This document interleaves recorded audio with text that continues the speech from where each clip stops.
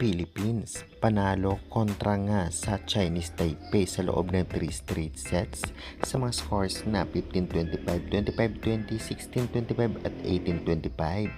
Grabe, ginalingan talaga ng Philippines at dahil dyan, pasok na sila sa semifinals at makakaharap nila ang Iran mamaya 12 AM ngayong October 27, 2025. Kung tutuusin, muntikan din sila kung nagkaroon ng chance nga ang Chinese Taipei na talaga namang lamangan sila at talunin dahil kayang tapatan ang lakas nila at kitang-kita naman natin sa first set at second set. Mabuti na lamang at tinapangan nila at ginulat nga ang Chinese Taipei. Masasabi talaga natin na magaling ang Chinese Taipei sa depensa at kahit sa opensa at sa blockings ay nakipagsabayan sila.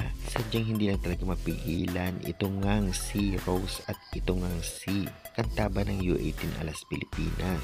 Kaya congratulations Alas Pilipinas at sana matalo nyo ang Iran mamaya. Kaya good luck. Kaya guys, anong say nyo sa laban? Ito na ba ang future volleyball sa Pilipinas na susunod kina Alaysa? I-comment nyo na yan at huwag kalimutan mag-like and subscribe for more updates.